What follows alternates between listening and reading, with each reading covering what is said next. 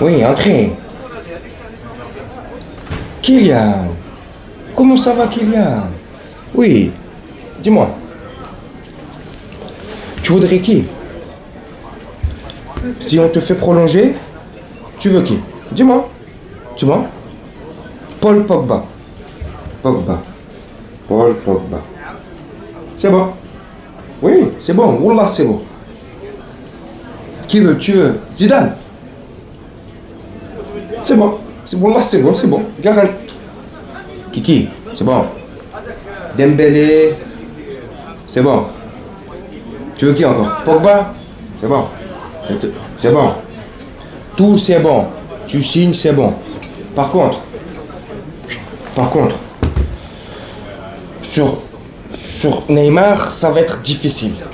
Mais s'il te plaît, fais pas les têtes de nul, fais bien les choses et tu vas accepter les contrats. Je suis parisien, je suis pas français, je suis parisien, je suis pas français, je suis parisien, parisien, parisien. Je suis pas français, je suis parisien, je suis pas français, je suis parisien, je suis pas français, je suis parisien, parisien, parisien. Salut mes camés, salut mes brats. J'espère que vous allez bien et que vous portez bien. Juste avant de commencer cette vidéo, je tiens à remercier tous ceux qui ont pris de mes nouvelles, tous ceux qui m'ont souhaité un bon et un prompt rétablissement, que ce soit en commentaire sous la vidéo ou beaucoup en message privé sur Instagram. Donc, je m'attendais pas à tout ça, honnêtement. Franchement, j'ai été surpris de tous les messages que j'ai pu recevoir. Mais franchement, au moins d'une trentaine, quarantaine de personnes. J'étais choqué. Bref, donc merci à vous d'avoir pris soin de moi. Ça va un tout petit peu mieux. J'ai encore un petit peu de fièvre. Ça va mieux. Hier, j'ai passé une journée chaotique, sincèrement, même à mon pire ennemi je la souhaite pas. Des courbatures de partout, tu peux pas bouger, t'as mal partout, tu peux pas manger, t'as de la fièvre, bref, une nuit de merde.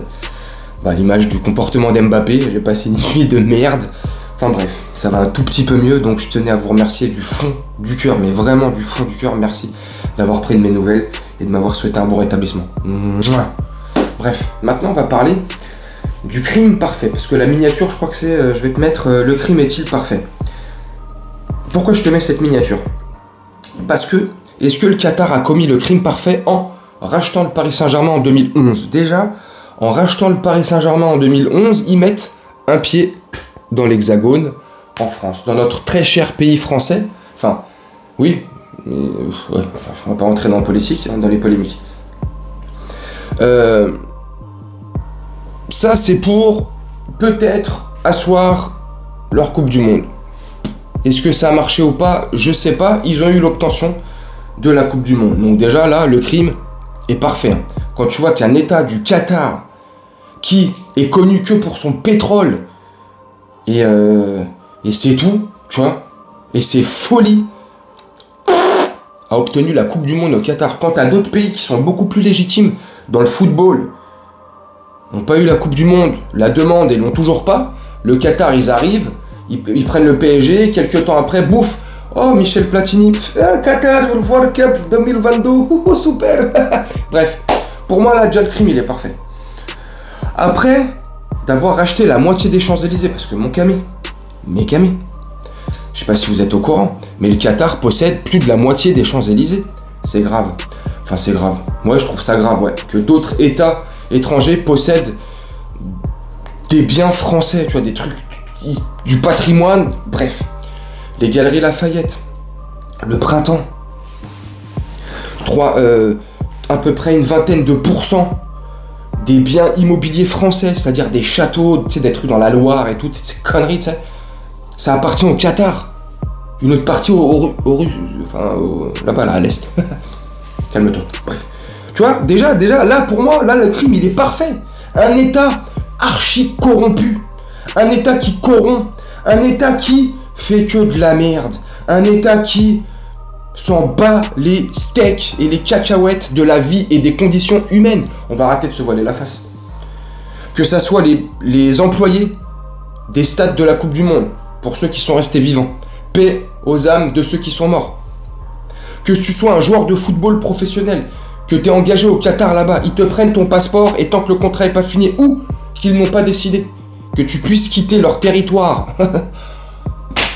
et bah t'es bloqué comme une merde. Ils ne te laissent pas. au Paris Saint-Germain, depuis qu'ils sont au Paris Saint-Germain, le Qatar. Alors je crache pas forcément sur le Qatar, hein. Ils nous ont apporté beaucoup de choses, mais ils nous ont apporté beaucoup de merde aussi. Arrêtez de se voiler la face. Enfin, beaucoup de merde.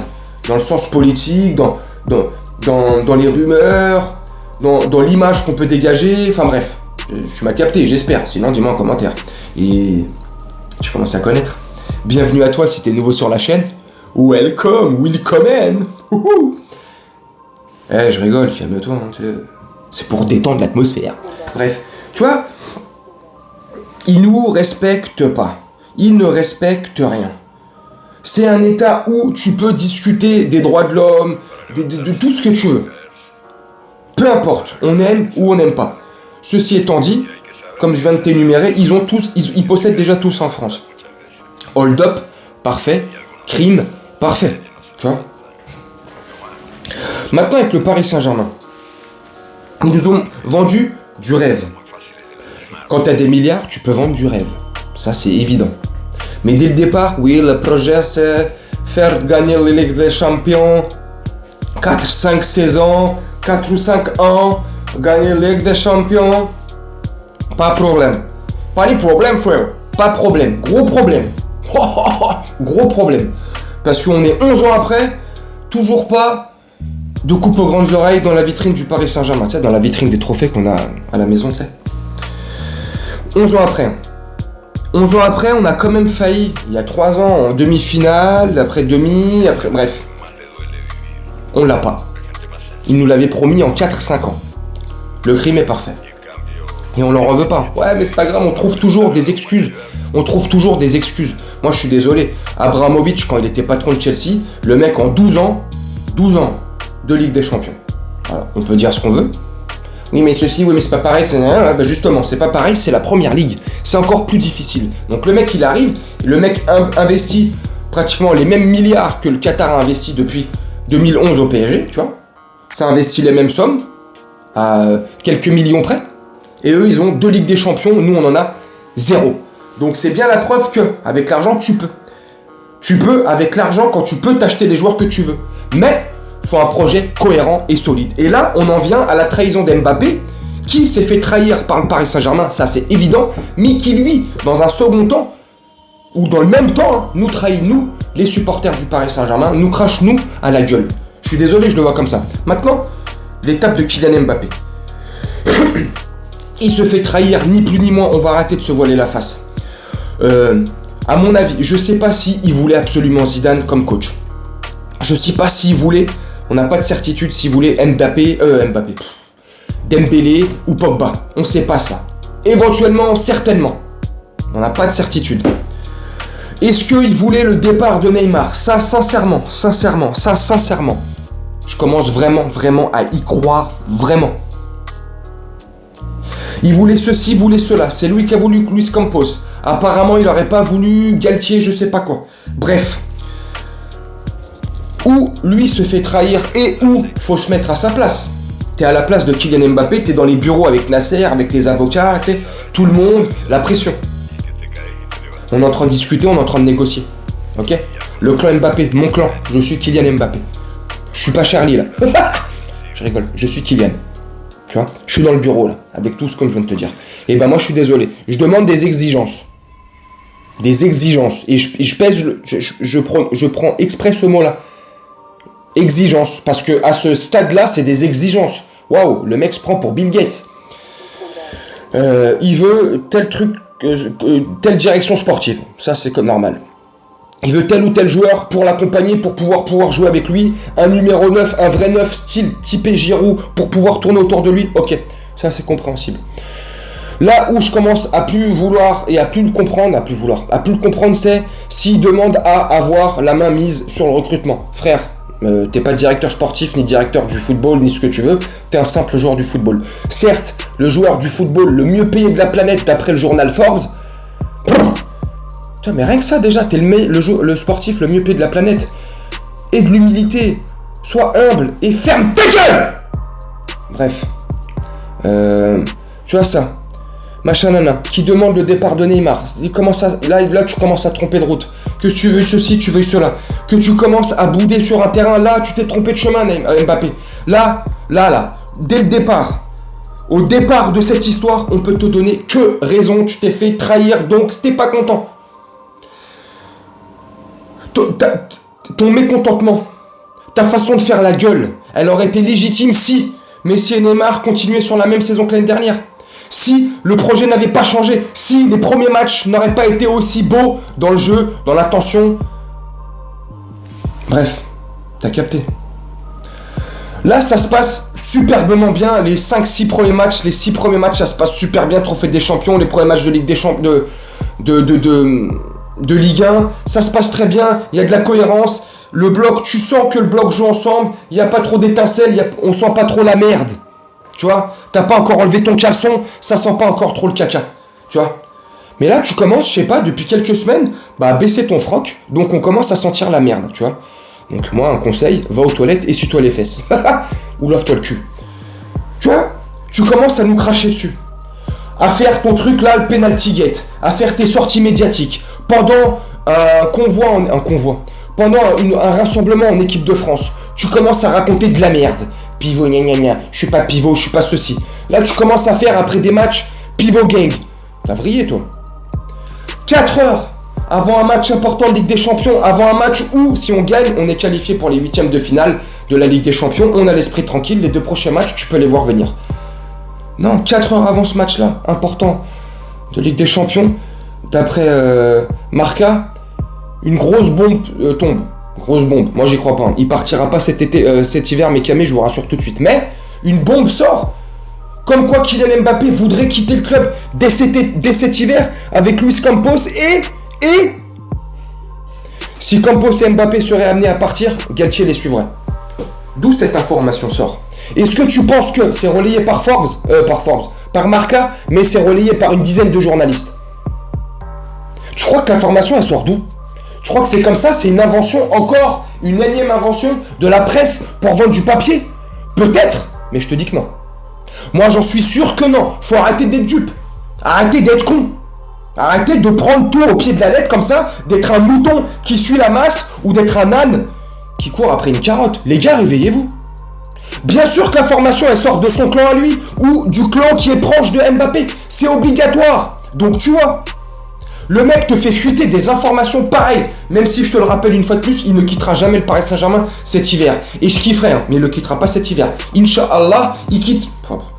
Si Dieu veut, il quitte le Paris Saint-Germain l'été prochain. Alors là, j'ai trop envie. J'en peux plus de ce mec.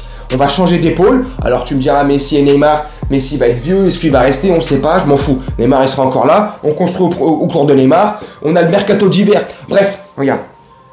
Mbappé. Et je vais essayer de conclure la vidéo là-dessus.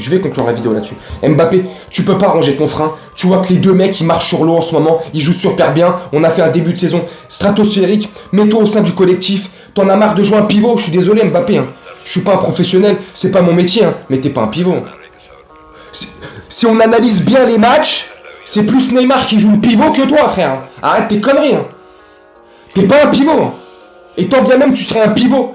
Moi, je suis désolé, un pivot qui marque autant de buts et qui est impliqué dans autant d'actions, je serais fier d'être un pivot. Pivot gang. Bref, tu vois, ça... Total sucette. Non, toi, au lieu de te mettre à jouer bien, à machin, à penser... tu peux penser à tes stats personnelles tout en étant collectif. Si le collectif brille, tu brilles. Si Neymar et Messi brillent, tu brilles. Si t'as dans l'optique de briller avec eux, tu peux briller, frère. C'est juste que tu vois qu'ils brillent, la lumière elle est plus trop sur toi, ça te fait chier. Ça s'appelle un orgueil démesuré, un ego. Comme as, pastèque, melon, tu passes plus entre les portes, tes chevilles ils ont triplé de volume, tout ce que tu veux. C'est de l'arrogance. Et là c'est pas bon. Là comme je t'ai déjà dit dans une vidéo, fais du tennis, va au golf, va au cricket, fais du paddle, mais joue plus au football. Bref. On a largement faire un truc de fou. Et je vais conclure vraiment la vidéo là-dessus. Si t'étais pas con et que t'étais bien entouré, parce qu'à mon avis, je pense que t'es mal entouré. Parce que pour que tu réagisses comme ça, que tu fasses la gueule devant des millions de personnes, devant des caméras, pendant un match de foot, que tu réagisses comme tu réagis, penalty gate, tout ce que tu veux, c'est que t'es mal entouré. C'est que la personne qui, il y a encore 2-3 ans, te mettait des tartes dans la gueule, elle est partie de ton cercle. Franchement, La personne qui te mettait des tartes dans la tronche, rappelle-la. Parce que au moins, elle gardait les pieds sur terre et tu te prenais pas pour un astronaute. Bref, tu peux pas attendre le mercato d'hiver en te disant je vais faire confiance à Campos et Galtier pour, ou Antero Henrique, hein, qui tu veux, je m'en bats les couilles, hein.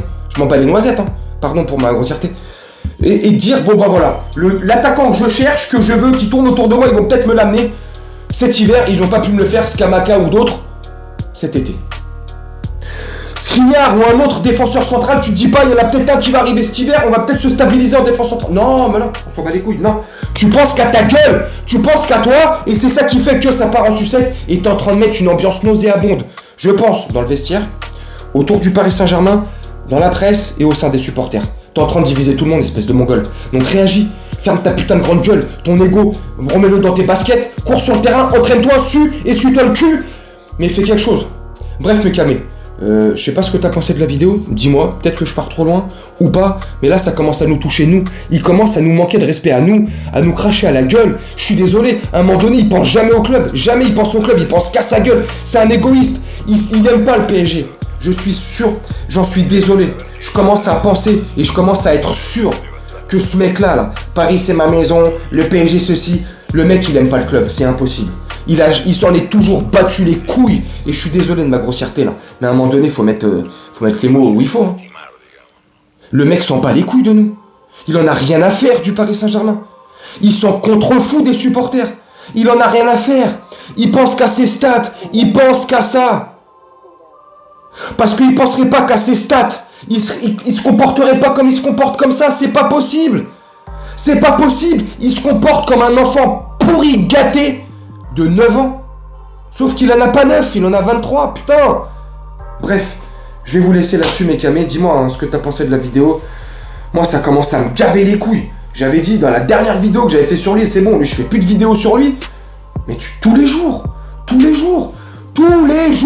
Et encore il y a 2 jours, 4 heures avant le match de Ligue des Champions, il y a quoi qui sort comme info? Ah moi je vais quitter le Paris. Mais va te faire voir. Casse-toi. Romps ton contrat maintenant. Tu sais que t'es un employé d'une société privée. Ouais. T'as le droit de rompre ton contrat, t'as le droit de le casser ton contrat. Prends tes avocats là. Convoque Nasser, casse ton contrat et casse-toi. Voilà, comme ça tout le monde est gagnant. Toi, tu vas dans l'équipe que tu veux, tu pourras faire ce que tu veux, et nous on est gagnants, on perd plus d'oseille. Bref, je vais vous laisser là-dessus mes camés. Dis-moi ce que t'as pensé de tout ce que je viens de te dire. Voilà mes camés. Je vais te souhaiter une très bonne journée, une très bonne soirée ou une très bonne nuit, selon quand tu regarderas cette vidéo. Et puis je te dis à très bientôt. Salut mes camés, salut mes platés.